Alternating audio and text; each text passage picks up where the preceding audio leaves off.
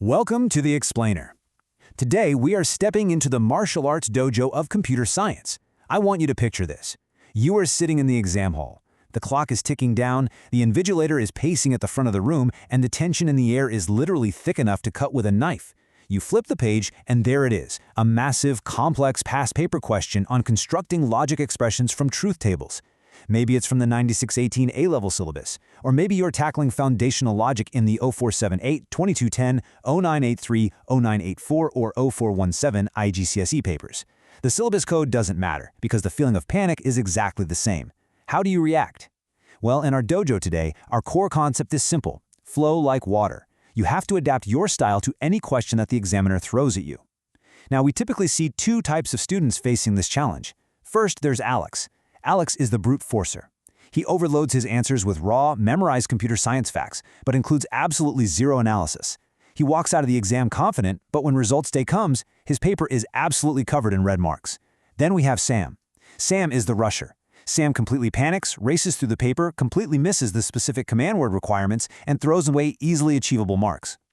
Today, we are going to fix both of those approaches. We're going to transform those red pen marks into green check marks. So take a deep breath, clear your mind, and let's start the clock. Okay, let's dive right into this.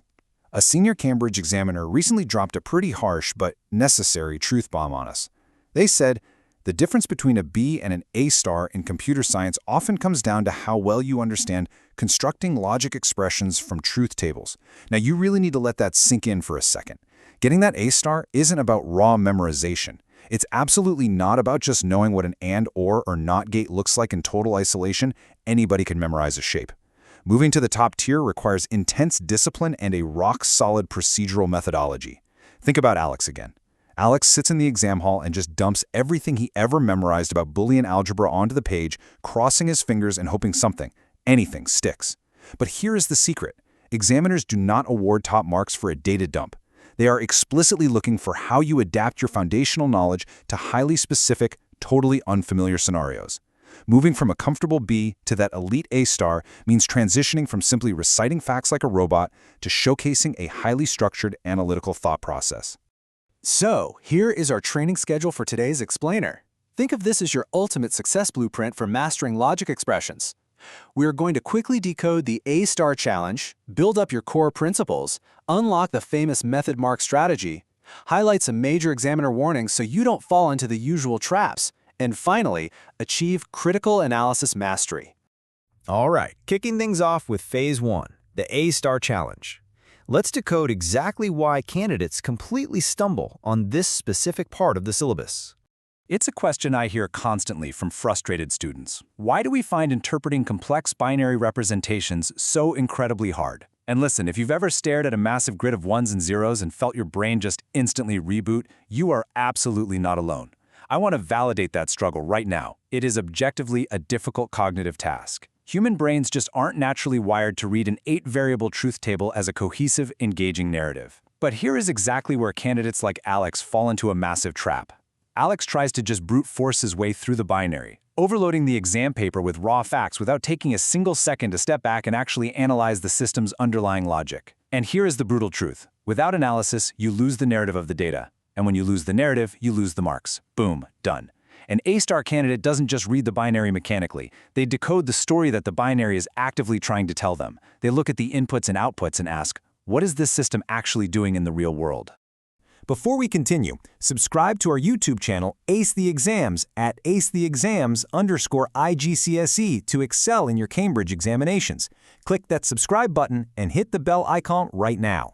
Okay, to counter that overwhelming feeling of cognitive overload, we have to use a memory hack. Look at this baseline and truth table. Let's do a quick visual workshop right now. Give yourself just a few seconds to extract the core trend of this data, instantly. Do you see it? The trick here is encoding logic concepts visually. I want you to stop looking at this as just a boring table of numbers. Look at it as a visual story. Think of the AND gate as the strictest bouncer at an exclusive club. You absolutely need an ID, that's input A, and you need a ticket, that's input B, to get that door to open, which is output X hitting a 1. If you only have one or the other, the bouncer says no, output 0. By translating a dry, complex binary truth table into a super easy-to-recall visual story like the club bouncer, you drastically reduce your cognitive load during the actual exam. You stop wasting precious mental energy trying to remember the table itself, and you start using your time to actually analyze the specific tricky scenario the examiner has thrown at you. Moving right along to Phase 2, Core Principles. Let's build up your theoretical foundation and look at the academic benchmarks that literally demand structured reasoning. Listen closely, because this is where the game changes. Cambridge computer science candidates must demonstrate absolute mastery of fundamental principles, and the absolute most critical of these is algorithmic thinking. By definition, this is step-by-step decomposition, appropriate data structure selection, efficient code implementation, and rigorous testing. This isn't just buzzword soup. This is the core conceptual architecture of top-tier A-star exam answers. Think back to Sam for a second. Sam, who rushes frantically through questions and completely misses command words. Sam completely lacks algorithmic thinking in their writing process. It's totally chaotic. To fix this chaos, top students use a highly structured writing algorithm, specifically the Peel framework: point, evidence, explanation, link. When you are asked to construct and justify a logic expression, you don't just vomit an answer onto the page.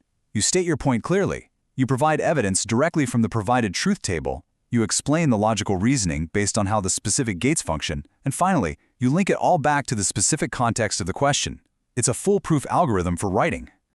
Notice how these assessment objectives target completely distinct cognitive domains. It's not just about knowledge and understanding. That's just the baseline. That's just getting your foot in the door.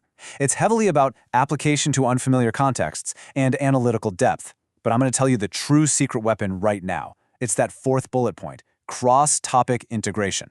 Principal examiner reports explicitly highlight time and time again that candidates who reference cross-topic connections achieve significantly higher marks. For example, if you can link a logic gate expression to how it might be physically implemented in a CPU's architecture or how it fundamentally affects data validation processes in a relational database, you blow the examiner's mind. You are showing them that you don't just memorize isolated topics, but that you actually understand how the entire Cambridge syllabus connects together like a massive puzzle. All right, entering Phase 3, the method mark strategy. This is all about earning points through your process, even if your final answer ends up having a slight error. Let's walk through this standardized sequence together, because examiners are specifically trained to look for these exactly 5 procedural steps to award you method marks. Step 1. Deconstruct the question.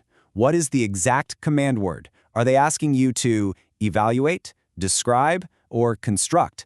Each word demands a totally different approach. Step 2. Extract relevant data. Pull those ones and zeros from the binary representations and isolate them. Step 3. Select your analytical framework. This is exactly where you apply your visual story memory hacks, like our club bouncer for the AND gate. Step 4. Execute with clear notation. Please show you're working. Write out your intermediate Boolean expressions before you try to write the final, massive one. And Step 5. Present with correct terminology. If our friend Sam took literally just 60 seconds to calm down and follow these 5 steps systematically, we would literally watch the red pen marks transform into green check marks right on the page. By making your implicit thought process completely explicit on the paper, you guarantee that the examiner can award you points for the journey, not just the final destination. Stop scrolling. Subscribe to our YouTube channel, Ace the Exams, at acetheexams_IGCSE, to excel in your Cambridge examinations. We've helped thousands of students improve by 2 to 3 grade boundaries. Join them right now by subscribing to @acetheexams_IGCSE and turn on all notifications so you never miss our weekly exam strategy sessions. Now, what's really interesting about this concept of method marks is that examiners actively reward systematic processing and clear working over lucky guesses. The syllabus highly emphasizes that top-performing students exhibit connected, conceptual understanding. Think about it this way. If you are building an 8-variable logic expression, and you make one tiny accidental arithmetic error in row 7 of a massive truth table, but your logical process leading up to that point is absolutely flawless and visible, you will still secure the vast majority of the marks. You are proving your algorithmic thinking on paper, and the examiner has a safety net to award your points. Okay, Phase 4, examiner warnings. Let's look closely at where students historically fall flat on their faces so you can adapt your style and avoid these classic traps. These right here are the top 3 warnings pulled directly from official Cambridge Principal Examiner reports. You need to memorize these. First, answers are way too often incredibly vague. If you write, the gate outputs a 1, that's just not technical enough for top marks. You need to say the logic gate outputs a high voltage state of 1. See the difference? Second, students constantly forget to check boundary conditions and edge cases. What actually happens to the system when all inputs are 0? What happens when all inputs are 1 at the same time? Let's actually do a quick find the flaw challenge right now. Imagine a student writes this paragraph. The system will work perfectly because the logic table matches the standard requirements. Think about it for a second. What is the glaring flaw there? It completely ignores edge cases. It doesn't analyze what happens outside the standard conditions. And third, the absolute most classic mistake of all time, providing generic answers that are not linked to the context of the question. Rote memorization fails entirely if it isn't adapted to the highly specific scenario provided in the prompt. And this comparison brilliantly illustrates that third examiner warning we just talked about. Look at the generic answer on the left. Use an AND gate for the inputs. That is a classic textbook ALEX answer. It's technically a true fact, but it earns minimal marks because it's floating in a vacuum. Now look closely at the context-specific answer on the right. Apply an AND gate because both sensor A and switch B must be active to trigger the alarm. This uses our Peel framework absolutely perfectly. It makes a clear point. Apply an AND gate. It provides evidence directly from the scenario, sensor A and switch B. It explains the logic, both must be active, and it links back to the required system output to trigger the alarm. I want to challenge you on your next past paper to take an extra 30 seconds to rewrite every generic answer you have to look exactly like this context-specific one. This is the crucial defining difference between a rigid B-grade mindset and a fluid, adaptable A-star grade mindset. Finally, we enter Phase 5, critical analysis. This is the final form of mastery in our dojo, where top candidates learn to evaluate trade-offs to secure maximum analytical points. Top-scoring, 99th percentile candidates consistently demonstrate deep evaluative thinking.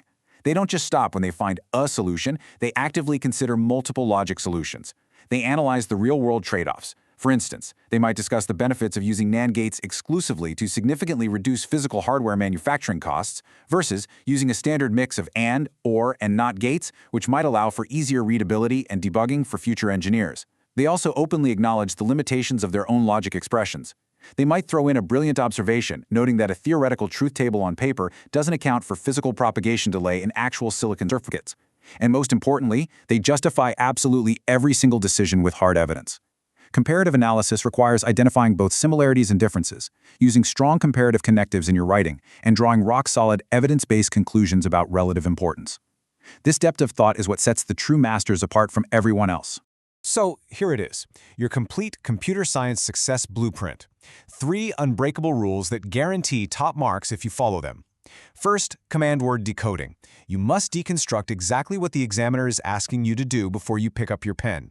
Second, Peel framework application. You must solve the problem and write your answers systematically. Point, evidence, explanation, link. Never stray from that. And third, a time management matrix. You must evaluate your answers efficiently. You have to check your systematic problem solving for reasonableness before finishing, ensuring you leave just enough time at the end to quickly verify your final logic expressions against the original truth table. Deconstruct, solve, evaluate. If you internalize and implement this system, you literally stop fighting the exam paper and start flowing with it. Listen, students who implement these computer science strategies see an average improvement of 2 full-grade boundaries. But let me be completely clear, that only happens if they practice consistently with our weekly videos. Consistently applying this exact blueprint to actual past papers is exactly how you jump those grade boundaries. Make this strategy a permanent part of your exam toolkit. Here's your final reminder. Subscribe to our YouTube channel, Ace the Exams, at acetheexams_IGCSE to excel in your Cambridge examinations. Subscribe right now to at acetheexams_IGCSE and click that bell. Don't let another exam pass you by. As we wrap up our session in the dojo today, I want to leave you with this final provocative thought. You have the blueprint now. You know exactly how to avoid the vague, generic traps that catch so many students. You know how to build those visual memory hacks like the club bouncer and how to flawlessly apply the Peel framework. So the real question is, how will you actively adapt this methodology to the tricky edge cases in your very next past paper? Will you adapt and flow like water, or will you hit the wall like Alex and Sam used to? Drop a comment below with your target grade for computer science and the biggest challenge you're currently facing. Our team responds to every single comment. Like and share this video with a study partner who needs to hear this. Ace the Exams, your Cambridge success starts here.